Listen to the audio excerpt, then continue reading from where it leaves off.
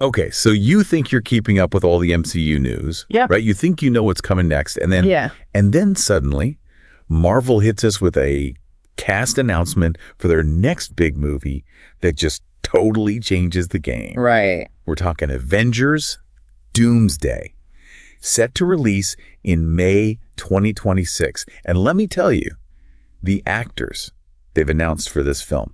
It's a big one. This is going to be huge. It's absolutely mind-blowing. Yeah. And It's a lot to process. it's a lot to unpack. Definitely. And so that is exactly what we are here to do today. A deep dive indeed. This is our deep dive into the Avengers Doomsday cast list. Yeah. We're looking at the Associated Press article that just came out with all the details. Fresh off the press. And we're going to really unpack what this means for the MCU, what this means for the future of Marvel movies. Absolutely. And, we want to make sure that you are in the know. Yeah, make sure you up to speed with why everybody is freaking out about this. Exactly, because this is big news. Yeah, I think what's really interesting right off the bat is just the ambition of it all. The scope. I mean, they're not just continuing existing storylines. They're pulling in characters and elements from So different really different. cinematic universes almost. Yeah, like universes that we thought were completely separate. Right, exactly. And now it's all coming together. It's all crashing together. Yeah. So let's start with what's familiar, though. The foundation. Yeah, like who are we going to see again? Who are some of the characters that we already know and love and have been following for years? The MCU veterans. Yeah, so we've got Chris Hemsworth coming back as Thor. Still swinging that hammer. So got the hammer. Yep. Anthony Mackie is returning as Captain America. Of course, picking up that shield. Continuing the legacy. Black Absolutely. We've got Sebastian Stan back as Bucky Barnes. Always ready for a fight. Always. Yep. Paul Rudd is going to be there as Ant-Man. Shrinking and growing. Shrinking and growing is saving the day. And of course, we can't forget Tom Hiddleston as Loki. The god of mischief. Yes, always causing trouble. Can't trust him. Never know what he's up to. So these are the characters that... These are like the anchors. Yeah, the anchors of the MCU. The ones we've been with through thick and thin. The ones we've invested in their stories. We've seen them grow and change. And so... They provide a sense of stability. Yeah. A sense of familiarity as the MCU continues to expand. Exactly. And then the article hits us with this bombshell. Yeah.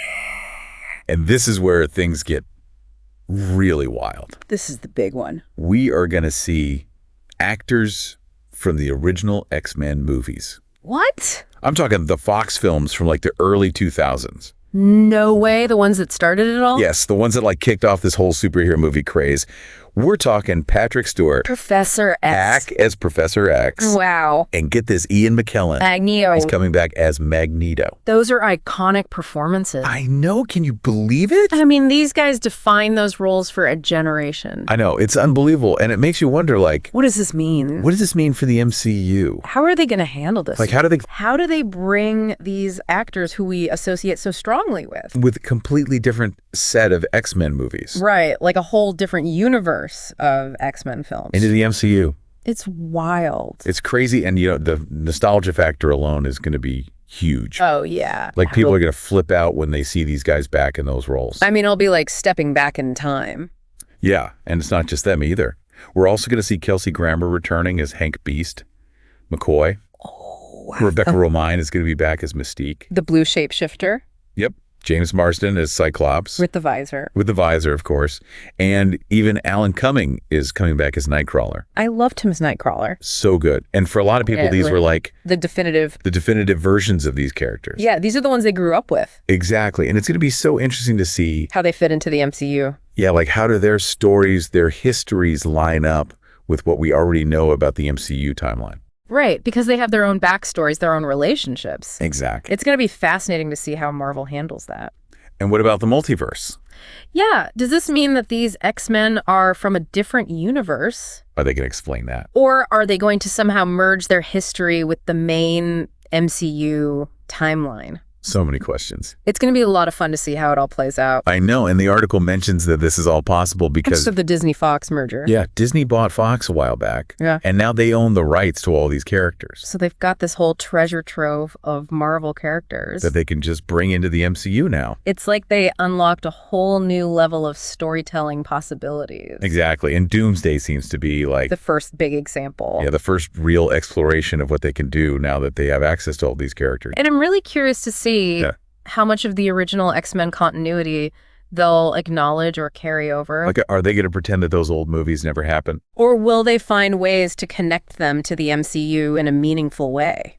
Yeah, it's going to be interesting to see how they approach it. Definitely a lot of possibilities. So we've got the returning MCU veterans. The old guard? The old guard. We've got the classic X-Men coming back. The legends. The legends. But wait, there's more. There's more. We've also got a bunch of newer MCU characters who are confirmed for Doomsday. Oh, yeah. Like who? Well, we've got Simu Liu returning as Shang-Chi. The Master of the Ten Rings. Yes, and Tenoch Huerta is back as Namor. The Submariner. The Submariner, exactly. Yeah. And we can't forget Letitia Wright as Shuri. Taking on the mantle of Black Panther. That's right. And Winston Duke is also returning from the Black Panther films. M'Baku. M'Baku, yes. And then there's the amazing Florence Pugh coming back as Yelena Belova. Oh, yeah. She's fantastic. We saw her in Black Widow, and she's also going to be in the upcoming Thunderbolts movie. That's right. I'm so excited for Thunderbolts. Me too. It looks so good. And speaking of Thunderbolts, yeah, a lot of the cast from that movie is also going to be in Doomsday. Like who? So we've got David Harbour, Wyatt Russell, Hannah John Kamen, and Lewis Pullman. Wow. So it's really seeming like they're going to connect those two movies. Yeah, it's like Thunderbolts and Doomsday are going to be closely tied together. Which makes sense. It's all part of this bigger plan. They're building this interconnected web of stories. Yeah, and it makes you wonder... What are the ramifications? Yeah, like what's going to happen in Thunderbolts that's going to directly affect Doomsday? I can't wait to find out. But hold on, we're not done yet. That's more? There's even more. This is getting ridiculous. This cast is insane. I know. So we're also going to see some characters who haven't even debuted in the MCU yet. I know it's crazy, but they're going to be introduced in the Fantastic Four First Steps movie, which comes out in July. Oh, right before Doomsday? Yep, just a couple months before. Yeah. And then they're jumping straight into Doomsday. So we're going to see the Fantastic Four in Doomsday. Yes. The whole team. So we've got Vanessa Kirby playing Sue Storm, the Invisible Woman. Oh, that's perfect casting. I know, right? And then we've got Pedro Pascal playing Reed Richards. Mr. Fantastic. Wow, that's going to be amazing. I know. I can't wait to see him in that role. And the rest of the Fantastic Four is coming along, too. So who's playing the Thing? That's going to be Eben Moss Backrack. Okay, cool. And Johnny Storm, the Human Torch, is going to be played by Joseph Quinn. I love him. He's so good. What? So, yeah, the whole Fantastic Four is going to be in both Fantastic Four, First Steps, and Doomsday. That's a pretty big deal. It's huge. It's like they're really putting a lot of faith in these actors and these characters. Yeah, it's like they're saying, we believe in this Fantastic Four so much that we're throwing them right into the biggest MCU movie ever. It's a bold move. It is, but I think it's going to pay off. I hope so. Now, as incredible as this cast is, as massive as it is, the article does point out a few notable absences. Oh, like who's missing? Well, some big names that people were expecting to see didn't make the cut. For example, Hugh Jackman as Wolverine. Oh, man. And Ryan Reynolds as Deadpool. What? Yeah, they're not on the list. I thought they were a lock for this movie. I know a lot of people did, especially since they have that Deadpool and Wolverine movie coming out soon. Right. I wonder why they're not in Doomsday.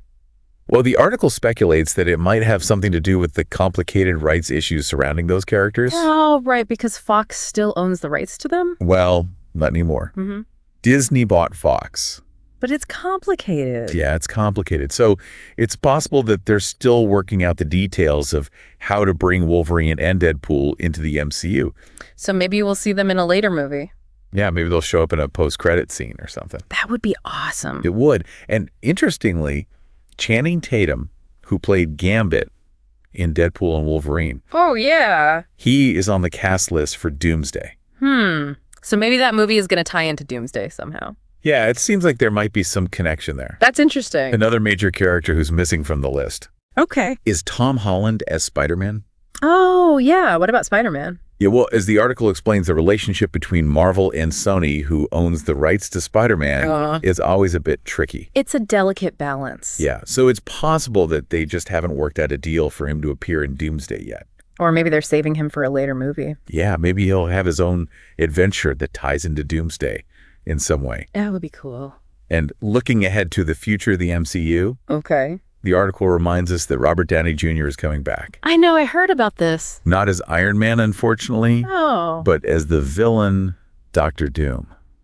Wow. In the next set of Avengers films. So after Doomsday. Yeah, so it seems like Doctor Doom is going to be the big bad for the next phase of the MCU. That's huge.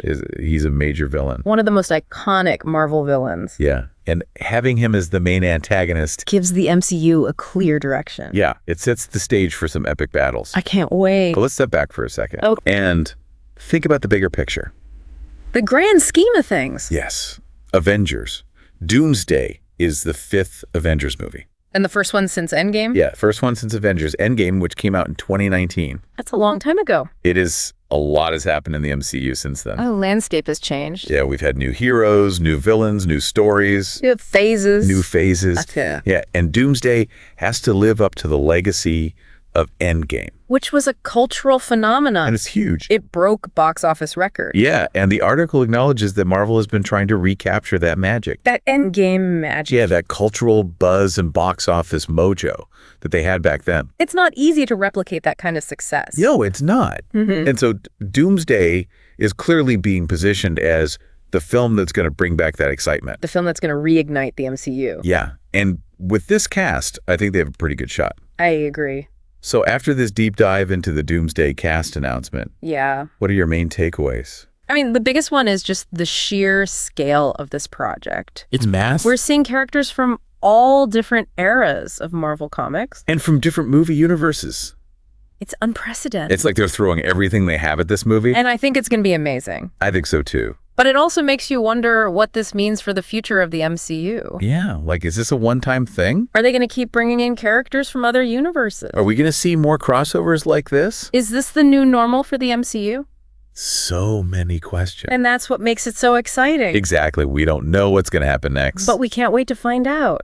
And that is what makes the MCU so captivating. It's always evolving, always surprising us. Always keeping us on the edge of our seats. And Avengers.